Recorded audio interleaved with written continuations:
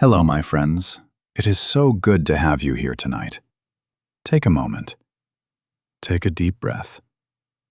Imagine you are sitting with me by a warm fire. Outside, the world is busy and loud, but here, it is quiet. Have you ever looked in the mirror in the morning? Maybe you put a little color on your lips. Maybe you cover a spot on your skin. Or maybe you just look at your reflection and wonder, who am I today? We often think of makeup as something modern. We think of bright shops, plastic bottles, and famous people on the internet. But my friends, have you ever stopped to wonder, where did it all begin? The story of makeup is not a story about vanity. Vanity is when someone cares too much about their looks. No, this is a story about being human. It is a story about our need to speak without using words. Since the very beginning of time, humans have used color and paint to tell the world who they are. They used it to show their power, to talk to their gods, and to feel safe. Today, we use makeup to feel pretty.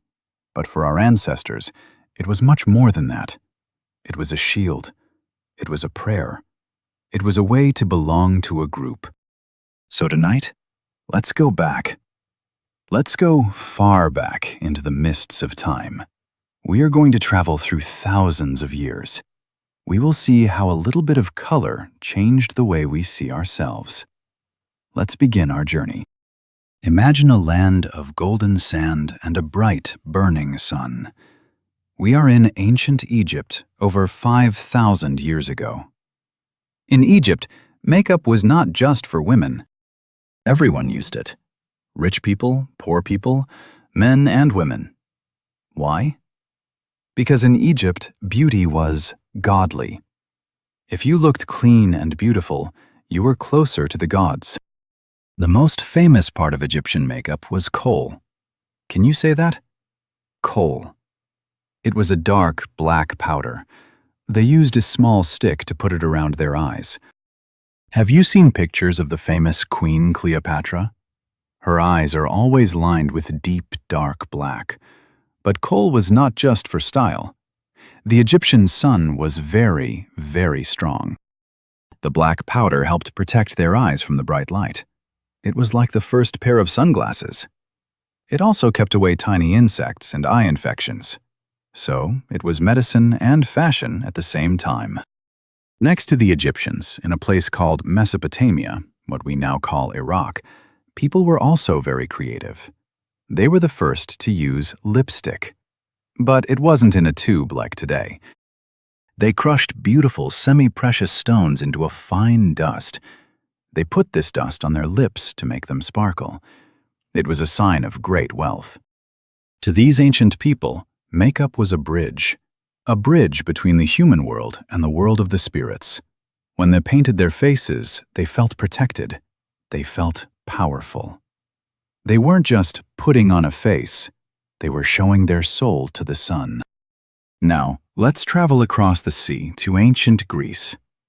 The Greeks were very different from the Egyptians.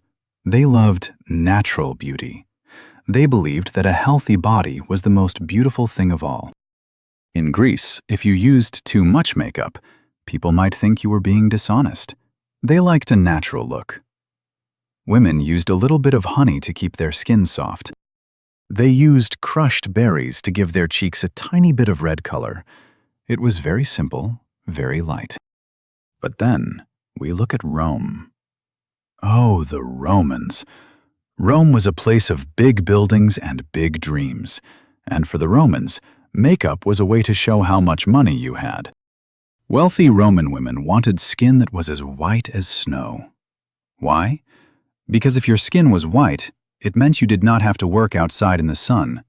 It showed you were a lady of leisure, a person who stays inside and rests. To get this white skin, they used something called lead. This is very important, my friends. Lead is a heavy metal, and it is very poisonous. But back then, they didn't know. They put white lead powder on their faces every day. It made them look beautiful for a while, but slowly it made them sick. It ruined their skin and caused many health problems. Isn't it strange? For thousands of years, humans have been willing to put dangerous things on their bodies just to follow a trend. A trend is something that is popular for a short time. Even in ancient Rome, people were suffering for the sake of beauty. As the centuries passed, we entered the Middle Ages in Europe. This was a very different time. The church was very powerful. The leaders of the church said that makeup was a sin. They believed that if you changed your face, you were lying to God. Because of this, most women stopped wearing colorful makeup. A pure woman was supposed to have a clean, plain face. Beauty was seen as a danger, something that could lead people into trouble. But then, like a flower blooming after a long winter, the Renaissance arrived. The Renaissance was a time of art, science, and music, and makeup came back in a big way.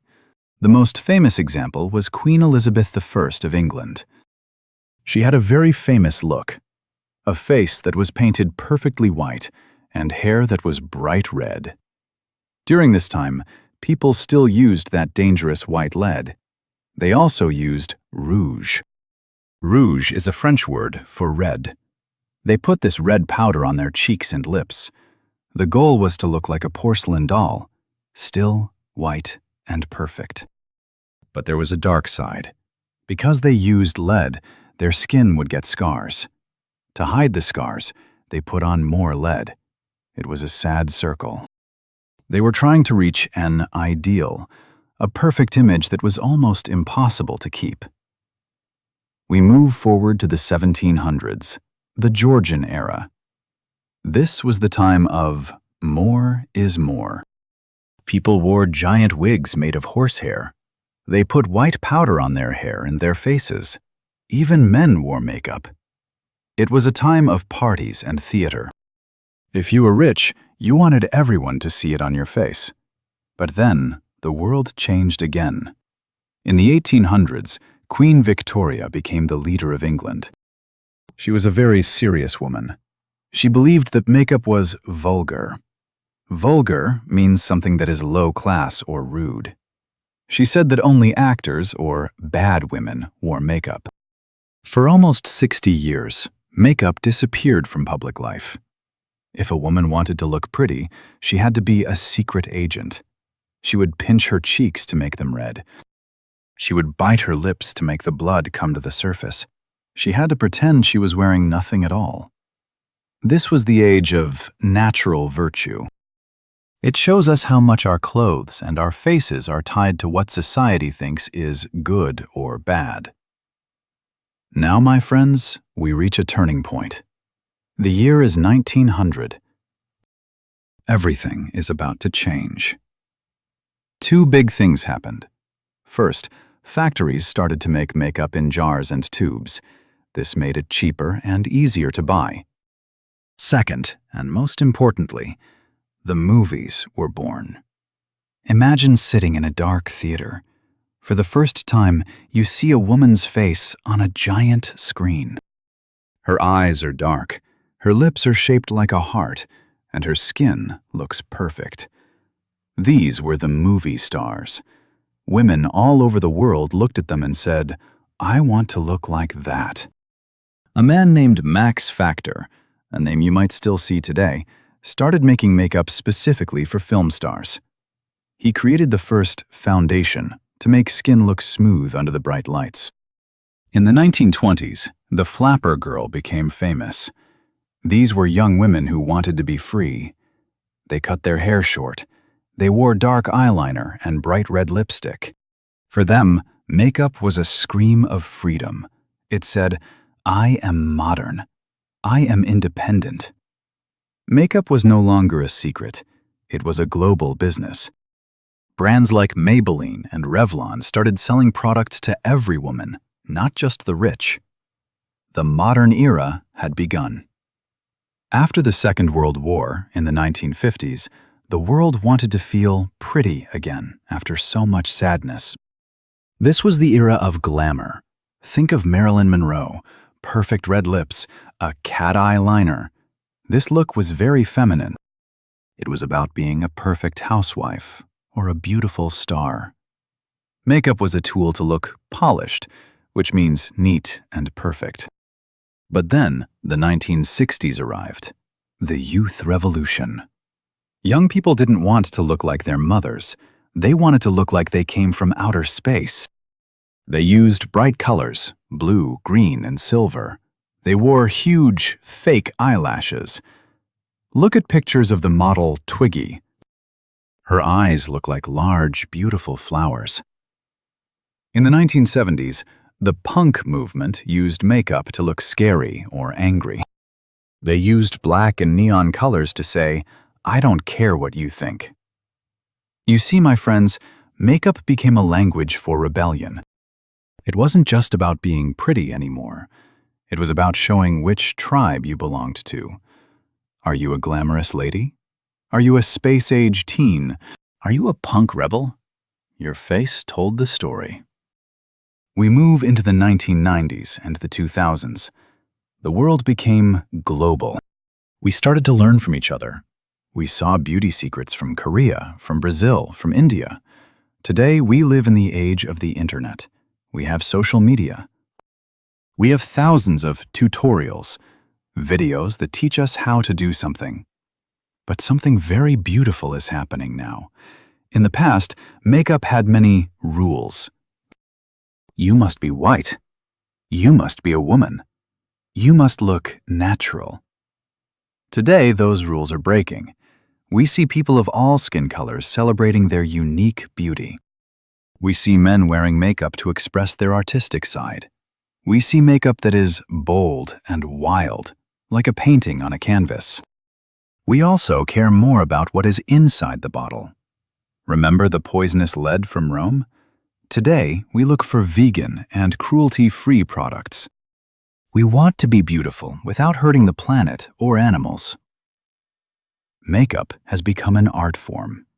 It is no longer just a way to hide a flaw, a small mistake on the skin. It is a way to celebrate the face you were given. So, my friends, we have traveled a long way. From the black coal of the Egyptian desert to the bright lights of modern Hollywood. What have we learned? We have learned that makeup is a mirror of history. When the world is strict, makeup is hidden. When the world is free, makeup is colorful. When we are afraid, we use it as a shield. When we are happy, we use it to celebrate. But here is the most important part. Whether you wear a lot of makeup, or just a little, or none at all, the story is yours. Your face is a map of your life. Every line, every smile, and every color you choose to add is a part of your journey. Makeup is just a tool, like a brush is to a painter. It doesn't make you beautiful. My friends, you are already beautiful. The makeup just helps the world see the light that is already inside you. Next time you see a tube of lipstick or a jar of powder, think of the thousands of years of humans who came before you. Think of the Egyptian queens, the Roman ladies, and the Hollywood stars. You are part of that long human story. Thank you for sitting with me by the fire tonight. I hope you feel a little more connected to the history of the world and to the person you see in the mirror.